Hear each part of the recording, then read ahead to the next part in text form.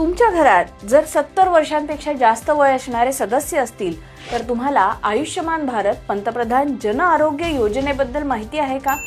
कारण 70 पेक्षा अधिक वय असणाऱ्या ज्येष्ठ नागरिकांना या योजनेद्वारे 5 लाखांपर्यंतचे उपचार मोफत मिळू शकतात। या योजनेबद्दल जाणून घेऊयात आजच्या सोपी गोष्टमध्ये। घरातल्या ज्येष्ठांना जेव्हा हेल्थ कव्हरची सगळ्यात जास्त गरज असते तेव्हा अनेकदा खासगी विमा कंपन्यांकडून कव्हर मिळू शकत नाही किंवा मग त्या हेल्थ इन्शुरन्स कव्हरची किंमत खूप जास्त असते। अशा वेळी एक सरकारी योजना तुमच्या मदतीची ठरू शकते। तिचं नाव आयुष्यमान भारत पंतप्रधान जन आरोग्य योजना। या योजनेखाली 70च्या वरच्यांना जे कार्ड दिलं जातं त्याला म्हटलं जातं आयुष्यमान वयवंदना कार्ड। याबद्दलची सगळी माहिती सोप्या प्रश्नोत्तरांमध्ये। पहिला प्रश्न, या योजनेचा फायदा कुणाला मिळू शकतो?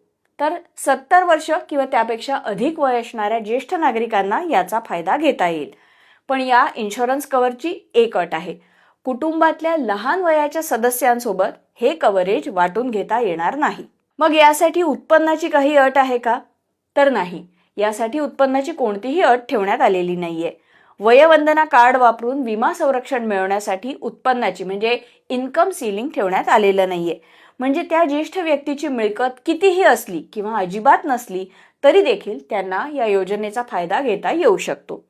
मग या योजनेद्वारे किती आरोग्य विमा संरक्षण मिळतं? या योजनेद्वारे सरकार लोकांना 5 लाखांपर्यंतचे उपचार मोफत देण्याचा दावा करतंय आणि ज्यांच्याकडे आयुष्यमान भारत योजनेचं कार्ड आहे त्या ज्येष्ठ नागरिकांना 5 लाख रुपयांचं अधिकचं टॉपअप हेल्थ कव्हर मिळेल। मग या योजनेचा फायदा मिळण्यासाठी कोणतं कार्ड लागेल?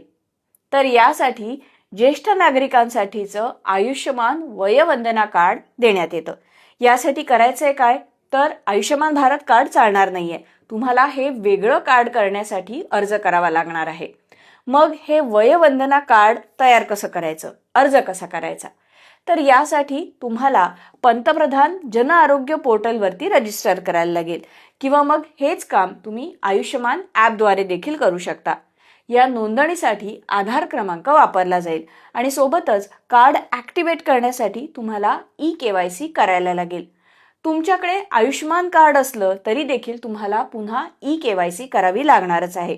याशिवाय 1800110770 या नंबरवरती मिस्ड कॉल देऊन याविषयीची अधिक माहिती मिळवता येईल। मग 70 पेक्षा अधिक वय असणाऱ्या ज्या व्यक्तींकडे आधीपासूनच खासगी विमा आहे त्यांना देखील हे कार्ड मिळू शकणार आहे का? तर हो, नॅशनल हेल्थ अथॉरिटीनुसार हे सगळे देखील आयुष्यमान वयवंदना कार्डसाठी पात्र आहेत आणि वयवंदना कार्ड काढल्यानंतरही जर एखाद्या व्यक्तीला खासगी विमा घ्यायचा असेल तर त्यांना तसं देखील करता येईल आणि त्यानंतर देखील हे कव्हरेज मिळत राहील। या योजनेचे उपचार मग कुठे मिळू शकतात? तर कोणत्याही सरकारी हॉस्पिटलमध्ये या योजनेखाली उपचार घेता येतीलच आणि या योजनेच्या पॅनलमध्ये सहभागी असणाऱ्या खासगी हॉस्पिटल्समध्ये देखील उपचार करून घेता येतील। मग यासाठी काही पैसे द्यावे लागतात का? काही वेटिंग पिरियड आहे का? तर नाही, या योजनेखाली उपचार करून घेण्यासाठी तुम्हाला कोणतंही डाऊन पेमेंट किंवा डिपॉझिट भरावं लागत नाही आणि या योजनेसाठी नोंदणी केल्यानंतर उपचार घेईपर्यंतचा कोणताही वेटिंग पिरियड देखील नाहीये। त्यामुळे कव्हरेज लगेच सुरू होतं आणि नोंदणीनंतर उपचार लगेच घेता येतील असं वेबसाईटवरती म्हटलेलं आहे। मग या योजनेद्वारे घरातल्या प्रत्येक ज्येष्ठ नागरिकाला 5 लाखांचं कव्हरेज मिळणार आहे का? तर हे तसं नाहीये। दरवर्षी 5 लाखांचं कव्हरेज प्रत्येक कुटुंबासाठी मिळतं।